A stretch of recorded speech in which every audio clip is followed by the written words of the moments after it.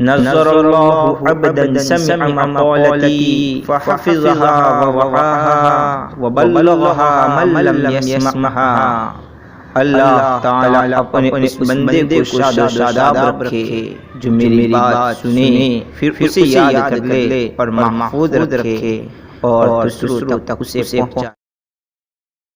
السلام علیکم ورحمۃ اللہ وبرکاتہ۔ ناظرین کرام، ویڈیو شروع کرنے سے پہلے اگر آپ نے ہماری چینل کو سبسکرائب نہیں کیا ہے تو سب سے پہلے سبسکرائب کر دیں اور دائیں طرف گھنٹی کا نشان ہے اس پر کلک کریں اور اوپر والی گھنٹی بجا دیں تاکہ ہر ویڈیو اپلوڈ ہوتے ہی آپ تک پہنچ جائیں۔ الحمدللہ وکفی وسلام علی عبادہ الذین اصطفی، اما بعد۔ دین اسلام واحد ایک ایسا مذہب ہے جو انسان کی دنیا اور آخرت کی کامیابی کے اور بہبودی کے راستے آسان کرتا ہے، جس نے انسان کی پیدائش سے مرنے تک اور مرنے سے لے کر ابد الآباد زندگی تک کے سارے حالات کھول کر بیان بھی کیے اور راستہ بھی بتایا۔ زندگی کا کوئی شعبہ ایسا باقی نہیں ہے کہ جس میں اسلامی تعلیمات رہبری نہ کرتے ہوں، چاہے وہ شعبہ آخرت سے تعلق رکھتا ہو یا دنیا سے، روح سے متعلق ہو یا جسم سے۔ لیکن پھر بھی دشمنان اسلام دین اسلام اور مسلمانوں کو ہر لمحہ و لحظہ بدنام کرنے کی ہر ممکن کوشش کرتے ہیں، لیکن پھر بھی اسلام 1400 سال سے برابر پھل پھول رہے ہیں، کیونکہ دین اسلام پر وقتی طور پر بیجا الزام تراشی تو ممکن ہے، لیکن اسلام کی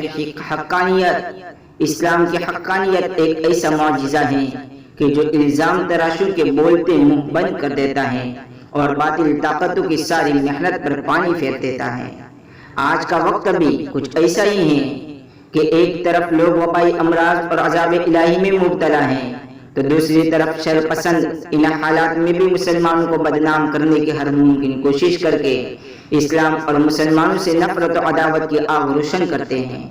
انہی میں سے ایک آج کے حالات میں کرونا جیسے وبائی عذاب اور وائرس کو لے کر مسلمانوں کو بدنام کرنے کی کوشش کی جا رہی ہے کہ دین اسلام نے ایسی بیماریوں سے بچنے کے لیے احتیاطی تدابیر کی کوئی تعلیم نہیں فرمائی اور ایسے بیہودہ الزامات سے دین اسلام کو مجروح کرنے کی کوشش کی جا رہی ہے، جبکہ دین اسلام نے اس شعبہ میں بھی ایسی تعلیمات سے آراستہ کیا ہے کہ جس کی برابری دنیا کے سارے مذاہب مل کر بھی نہیں کر سکتے ہیں، کیونکہ دین اسلام نہ صرف وبائی امراض سے اور بیماریوں سے بچنے کے سارے احتیاطی تدابیر کی اجازت دیتا ہے، بلکہ احتیاطی تدابیر عملی جامہ میں بھی پیش کرتا ہے۔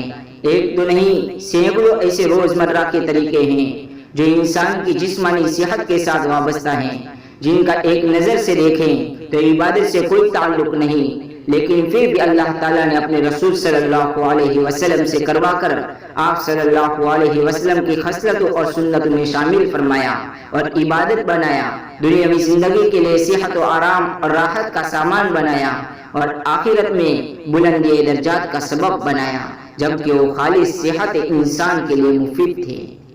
لہذا اللہ کے رسول صلی اللہ علیہ وسلم نے اس طرف توجہ دلانے کے لیے ارشاد فرمایا ان النبی صلی اللہ علیہ وسلم قال نعمتان مغبون فیہما کثیر من الناس الصحت والفراغ، رواہ البخاری، کہ اکثر لوگ دو نعمتوں کو لے کر دھوکے میں ہیں، نمبر 1 تندرستی، نمبر 2 فرصت، جس سے معلوم ہوا کہ اپنے جسم و جان کا تندرست ہونا یہ ایک اللہ کی بہت بڑی نعمت ہے اور نعمت کی قدر کی جاتی ہے اور قدر کرنے کا ایک طریقہ اس کی حفاظت کرنا بھی ہے۔ لہذا صحت و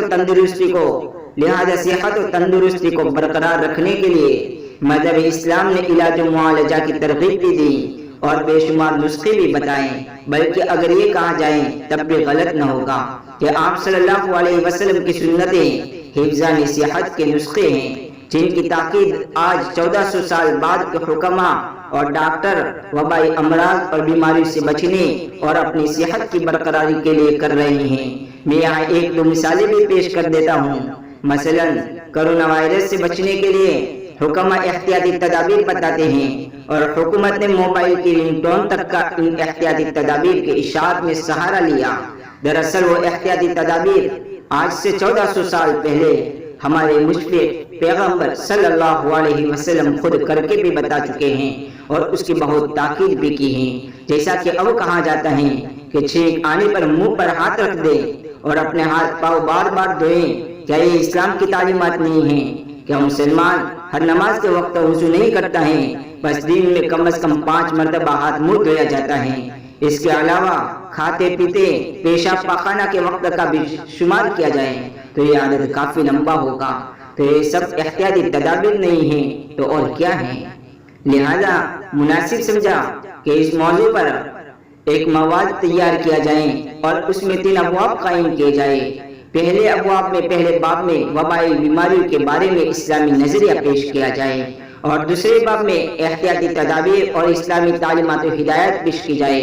یہ باب 3 فصلوں پر مشتمل ہو جائیں. پہلی فصل میں طہارت و پاکی کے آداب کے متعلق بیان کیا جائے اور دوسری فصل میں کھانے پینے کے آداب کے متعلق بیان کیا جائے اور تیسری فصل کے اندر بدن کی تندرستی اور صحت کے متعلق بیان کیا جائے اور تیسرے باب میں ان بیماریوں سے بچنے کے لیے مسنون دعائیں ذکر کی جائیں اور ان بیماری کے اندر مبتلا ہونے کے بعد اس کے اوپر صبر کرنے پر اور اللہ سے امید لگانے پر اللہ کی جانب سے کیا اجر ہے اور کس چیز کا وعدہ ہے وہ بیان کیا جائے انشاءاللہ تعالی. معزز سامعین کرام، بندہ اس کام کے لائق تو نہیں ہے لیکن پھر بھی ایک کوشش کی ہے. اس لیے اہل علم سے درخواست ہے کہ اگر کوئی غلطی ہو تو بندہ کو اس پر ضرور مطلع فرمائیں اور رہنمائی فرمائیں. بندہ آپ کا ممنون رہے گا. جزاک اللہ خیر. اللہ تعالی بندہ کو اس محنت کو قبول فرما کر میرے لیے، میرے والدین، اہل و عیال اور میرے اساتذہ کرام اور پوری امت مسلمہ کے لیے صدقہ جاریہ اور ذخیرہ آخرت بنائیں. آمین یا رب العالمین. وآخر دعوانا ان الحمدللہ رب العالمین. ناظرین کرام، اگر آپ کو ہماری ویڈیو پسند آئی ہو تو لائک کر دے اور کمنٹ میں شکریہ لکھ دے اور اپنے دوستوں احباب کے ساتھ شیئر کر دے. جزاک اللہ خیر. السلام علیکم ورحمۃ اللہ وبرکاتہ.